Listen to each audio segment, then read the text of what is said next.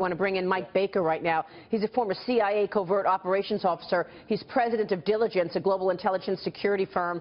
Also, we just want to warn all of our viewers that some of this video from this attack is quite graphic. Mike Baker, thanks very much for joining us. And we want to tell our viewers this video is very graphic because you actually see the terrorist coming in, he gets shot, he falls to the ground, and that is when he detonates that vest that he's wearing. Mike Baker, your reaction? Well, unfortunately, at this stage of the game, the reaction is, here we go again. If you've been in the world of counterterrorism long enough, you don't look at this with, really any emotion. There's some frustration involved, but you just, get busy with the process, and the investigation post-blast follows certain methodology, and so, we will be able to nail down who exactly carried this out. Again, it's likely that it's ISIS, but if it were Kurdish separatists, then we'll figure that out through the forensic work, examining the explosives that were used, the type of construction of the explosives, getting the DNA on the bombers.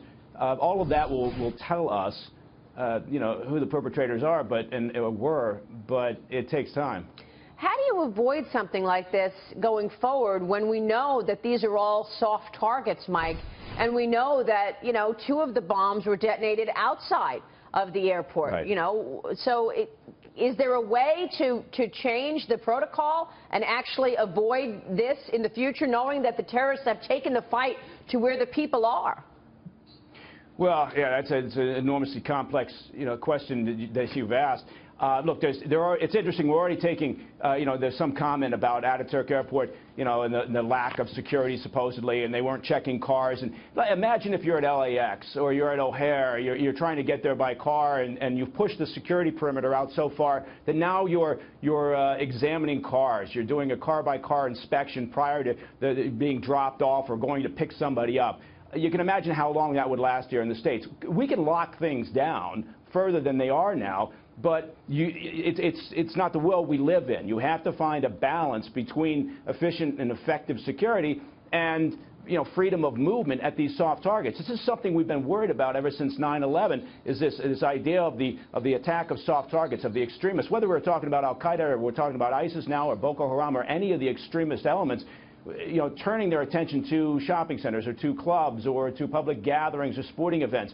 It's been a worry since 9/11, and it didn't necessarily start to happen until recently as we've seen the rise of ISIS. And then, the reality is the more success we have against ISIS on the ground, and to be fair, we're having some success, not as much as your previous guest would like us to believe, but we're having some success. And as we do that, we're going to see more attacks like this on the West because they're going to adapt and they're going to morph and change. Now, Mike, do we have a better security apparatus here, though, in the United States to prevent these types of attacks here on our own soil? I mean, we did see, though, when it came down to Orlando, we did have the suspect on the watch list a couple times, and we let him slip through our hands.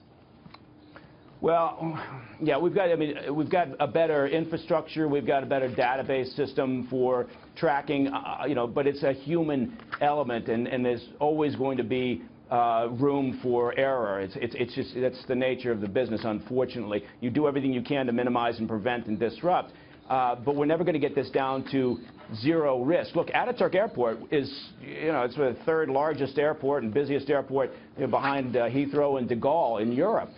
This was not a provincial facility, so there were a lot of military and law enforcement. The Turks are aware they've had a problem. They've been working aggressively, both against the Kurdish separatists, rather brutally at times, and against ISIS. There have been several bombings just during the past month attributed to both organizations. So, they're not unaware, and they're not putting resources into this.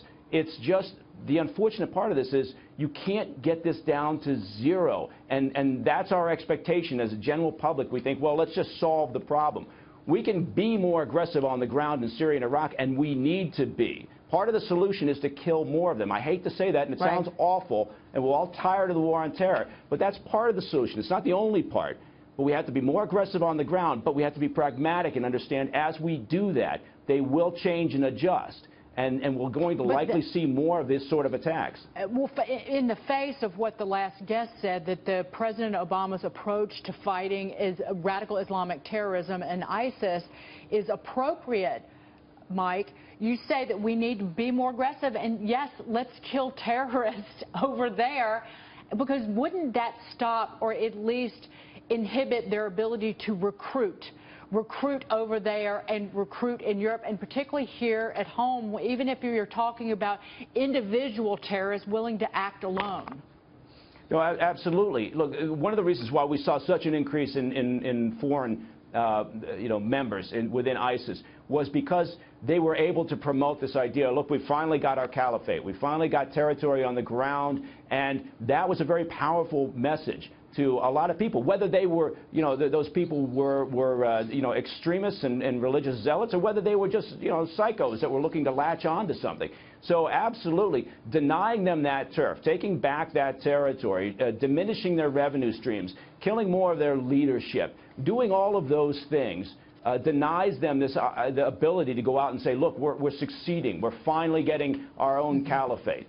And so that is a very important element of it. We also need to, every time we have an attack like Ataturk, we need to evaluate, okay, what's our security posture here in the States? And to the degree that we can, we need to adjust and adapt. All right, we'll leave it there, Mike. Thanks very much for your insights this morning.